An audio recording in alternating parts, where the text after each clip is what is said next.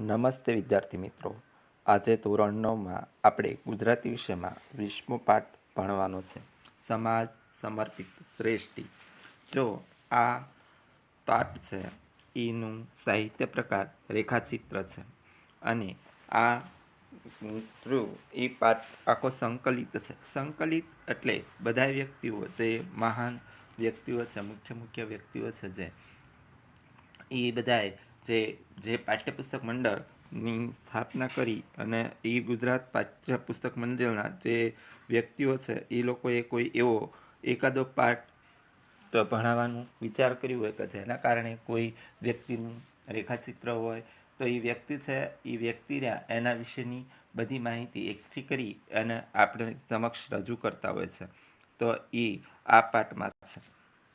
તો આ પાઠમાં જે સમાજ સમર્પિત શ્રેષ્ઠી એ શ્રી નાનજીભાઈ કાલિદાસ મહેતાનું રેખાચિત્ર છે. તેમનું અનોખું વ્યક્તિત્વ અને સામાજિક કાર્યો માટેની તેમની નિષ્કામ ભાવનાને કારણે પૂર્વ આફ્રિકામાં અને ગુજરાતમાં તેઓ નામાંકિત થયા હતા. સાદું જીવન અને ઉચ્ચ વિચારો એ તેમનો જીવન મંત્ર હતો. તેમની અદ્ભુત કોઠાસૂઝ, દ્રઢ સંકલ્પ શક્તિ, પ્રબળ પુરુષાર્થ, નિસ્વાર્થ સેવાવૃત્તિ, વિદ્યાપ્રેમ અને પરમાત્મામાં શ્રદ્ધા, આ અસાધારણ ગુણોને કારણે તેઓ યુગાન્ડા, કેન્યા અને ગુજરાતમાં ઉદ્યોગો તથા શૈક્ષણિક સંસ્થાઓ સ્થાપવામાં સફળ રહ્યા. યુગાન્ડામાં તેઓ બેતાજ બાદશાહ તરીકે ઓળખાયા. એમના જીવનનું એકમાત્ર લક્ષ્ય પરોપકાર અને માનવતા હતું. શૂન્યમાંથી સર્જન કરી 82 વર્ષ સુધી સતત ગુજરાત અને પૂર્વ આફ્રિકા માટે પોતાનું આજીવન સમર્પિત કરનાર આ વિરલ વ્યક્તિ સાચા અર્થમાં શ્રેષ્ઠી હતા. તો આજે આપણે આવા એક નાનજીભાઈ કાલિદાસ મહેતાનું રેખાચિત્ર ભણવાનું છે. તો ભણતી વખતે સૌ પ્રથમ આપણે એના શબ્દાર્થો વિશે જોઈએ. તો શબ્દાર્થોમાં જોઈએ તો શ્રેષ્ઠી એટલે શેઠ અથવા મહાજનના આગેવાન, અણદીઠેલ તો ન જોયેલ, ભોંય તો જમીન, કાળે તો સમય, સાતીવાળા તો હિંમતવાળા, સાહસિક, યુગાન્ડા તો આફ્રિકા ખંડનો એક દેશ, કુવાથંભ તો વહાણના સટનો થાંભલો, વહાણની વચ્ચેના સટનો મુખ્ય આધાર સ્તંભ, સટ તો પવન ભરાઈને વહાણને ગતિ મળે તે માટે વહાણના થાંભલાને બાંધેલું કપડું, તાંડવ હુલ્લડ અહીં દરિયામાં થતું તોફાન, અડોલ ડોલે નહીં તેવી અડક, કપરી મુશ્કેલ, કેન્યા આફ્રિકા ખંડનો એક દેશ, વણખેડેલી ખેડાયા વગરની, આપસૂજ અહીંયા સૂજ, વિપુલ પુષ્કળ, ઉદ્યાન તો બાગ બગીચો, મહિલા તો સ્ત્રી નારી, પંચશીલ તો જીવવાના નિયત કરેલા પાંચ સિદ્ધાંતો, સહચારિણી તો પતિની સાથે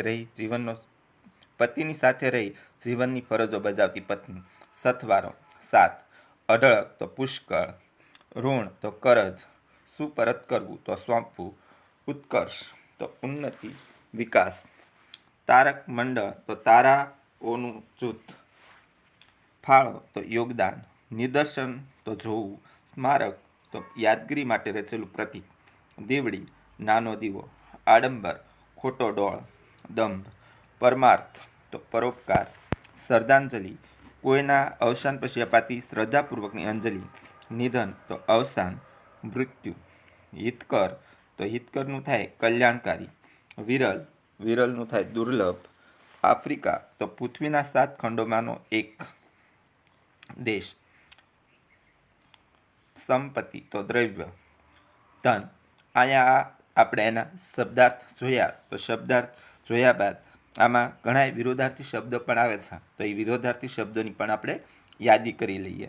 તો વિરોધાર્થી શબ્દોમાં બીમાર તો સાજો, ગરીબ તો શ્રીમંત, પૂર્વ તો પશ્ચિમ, સફળ તો નિષ્ફળ, દીર્ઘ તો લઘુ, નિરક્ષર તો સાક્ષર, ઉત્કર્ષ તો અપકર્ષ, પ્રારંભ તો અંત, આદર તો અનાદર, આડંબર તો નિરાડંબર, અભણ તો ભણેલો, મિત્ર તો શત્રુ, નિશ્ચિત તો અનિશ્ચિત, ઉદાર તો અનુદાર, આકાર તો નિરાકાર, ઉત્તમ તો અધમ, ઉપયોગી તો નિરુપયોગી. હવે અહીંયા વિરુદ્ધાર્થી શબ્દોની યાદી કર્યા બાદ આપણે પોતે રૂઢિપ્રયોગો પણ જે આ પાઠમાં આવી રહ્યા છે એ રૂઢિપ્રયોગોની પણ યાદી કરી લઈએ. તો કેળીઓ કંટારવી, નવા નવા માર્ગો કરવા. જો અહીંયા કેળીઓ કંટારવી એ રૂઢિપ્રયોગનો અર્થ થાય છે નવા નવા માર્ગો કરવા. નાનજીભાઈએ નાની જ ઉંમરમાં પોતે અનેક કેળીઓ કંટારી દીધી હતી એવો એનો વાક્ય પ્રયોગ થઈ શકે છે. અનેક હાથે પાછું વાળવું, ઋણ અદા કરવું, નવા પગરણ માંડવા, નવી શરૂઆત કરવી. ધર્મનો થાંભલો ખરી પડવો, કોઈ જાણીતા ધર્મવીર કર્મવીરનું અવસાન થવું. જો અહીંયા ધર્મનો થાંભલો ખરી પડવો એ રૂઢિપ્રયોગ આપેલો છે તો એમાં કોઈ જાણીતા કર્મવીર અથવા ધર્મવીરનું અવસાન થવું. તો અહીંયા છેલ્લા આ પાઠમાં નાનજીભાઈ નામના વ્યક્તિનો ધર્મનો થાંભલો ખરી પડ્યો એવું વાક્ય પ્રયોગ આવે છે. આજે આપણે આયા રીતે અહીંયા શબ્દાર્થો જોયા, વિરુદ્ધાર્થી શબ્દો જોયા, રૂઢિપ્રયોગો જોયા. અહીંયા આપણે આજે આ પાઠમાં આટલું જાણ્યું અને આ રીતે આપણે અહીંયા આ પાઠ છે નાનજીભાઈ કાળીદાસ મહેતા વિશેનો એ પાઠમાં એની વાત કરીએ તો નાનજીભાઈનું જીવન શરૂ થાય છે ત્યારથી વાત કરવામાં આવી છે કે નાનજીભાઈ છે ઇતિહાસ એવી વિશિષ્ટ વ્યક્તિઓની નોંધ લે છે જે અન્ય માટે જીવ્યા હોય, જેમણે નથી નવી કેળીઓ કંટારી હોય, એમના કાર્યોને પરિણામે સમાજ વેત ઊંચો ચડ્યો હોય. ગુજરાતમાં ઉત્તમ શ્રેષ્ઠીઓની હારમાળામાં છે એવા નાનજીભાઈ કાલિદાસ મહેતા શિખર સમાન શ્રેષ્ઠી હતા. જો અહીંયા ઇતિહાસ એટલે આપણને ખબર છે કે જે આપણી પહેલાં થઈ ગયેલી વસ્તુ હોય છે એને ઇતિહાસ કહેવામાં આવે છે. તો આવા ઇતિહાસ તમે સમાજમાં ભણીને જ આવો છો. તો ઇતિહાસ વિશેમાં એવા જ વ્યક્તિઓની નોંધ લેતી હોય છે કે જે લોકોથી સમાજમાં સુધારો આવતો હોય છે, વેત ઊંચી થઈ અને સમાજ હાલી શકે એવા કાર્યો કર્યા હોય અથવા સમાજમાં એવા સુધારા આવ્યા હોય એ ઇતિહાસ એની જ નોંધ લેતા હોય છે. તો આવા જ ગુજરાતમાં જે સર્વશ્રેષ્ઠીઓ હતા એમાં નાનજીભાઈ કાલિદાસ મહેતા પણ એવા જ વ્યક્તિઓ હતા.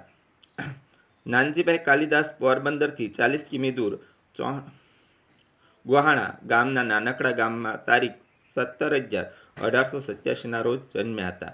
પ્રેમાળ પિતા અને વત્સલ માતા જમનાબાઈના સંસ્કારો પામ્યા હતા. નાનપણથી વણડીઠેલી ભોમ પર પગ મૂકવાની સાહસિકતા હતી. એ કાળે સાતીવાળા લોકો કમાવા માટે આફ્રિકા જતા. 13 વર્ષનો કુમળી વયે નાનજીભાઈએ યુગાન્ડા જવાનું નક્કી કર્યું. મહિનાઓથીની સફર, વાહનની મુસાફરી, એમાં વચ્ચે તોફાન આવ્યું. કુવાથંભ તૂટી ગયા. મૃત્યુ સામે દેખાતું હતું. ભૂખ, તરસ અને અનિશ્ચિત ભાવિ છતાંય તેમણે હિંમત જાળવી રાખી. જો અહીંયા નાનજીભાઈ છે એના જન્મ ક્યાં થયો? નાનજીભાઈ પોતે ક્યાંના હતા? તો એ પોરબંદરથી 40 કિમી દૂર આવેલા ગોહાણા ગામમાં એનો જન્મ થયો. તો એ પોરબંદર જિલ્લાના છે અને પોતે એના માતા પિતાના પાસેથી સંસ્કાર મેળવ્યા છે. નાનપણથી એ નાનજીભાઈની એવી ઈચ્છા હતી કે જે જોયેલી ન હોય એવી જગ્યા ઉપર જઈ અને એણે પોતે કાર્ય કરવું. જો આપણી આજુબાજુમાં જે સમાજ છે, નાના લોકો છે એના વિશે આપણે ઘણું જાણતા હોઈએ છીએ અને પોતે ઘણી વાત આપણી સમક્ષ આવતી હોય છે. જ્યારે અત્યારે તમે જો છો તો આપણી આજુબાજુમાં વિદેશમાં જવાની અત્યારે પણ ઘણી ઘેલસા છે કે ભાઈ પરદેશમાં જઈ અને આપણે કમાવું. તો અહીંયા પણ એ સમયે જે યુગાન્ડા છે ત્યાં જવાની બધે નક્કી હતું કે ભાઈ વિદેશમાં જઈ અને સારી રીતે કમાવું. તો અહીંયા પોરબંદરની નજીક રહેલા આ વ્યક્તિ છે એ પણ એવું વિચારતા હતા કે મારે પણ ત્યાં જવું અને પોતે તારા દરિયાઈ માર્ગથી આ સ્થળોએ જઈ શકતા હતા. દરિયાઈ માર્ગથી જાય છે તો વચ્ચે તોફાનો આવે છે દરિયામાં, એના કારણે એ ઘણા દિવસ સુધી એ વાહન છે એ ક્યાં ભટકી જાય છે એની કંઈ ખબર નથી રહેતી અને તોફાન આવવાના કારણે ઘણી મુશ્કેલીઓ વચ્ચે આ નાનજીભાઈ છે એ પોતે ઘણા દિવસ સુધી ભૂખ તરસ વેઠી અને કાંઈ ભવિષ્યમાં શું થશે, ભાવિ એટલે ભવિષ્ય, કે આગળની જિંદગી અથવા આગળમાં એ પોતે શું કરશે એનું કાંઈ નક્કી નથી હોવા છતાંય પોતે હિંમત હારતા નથી. તાંડવ અને સ્થિરતા રાખી બીમાર સાથીઓની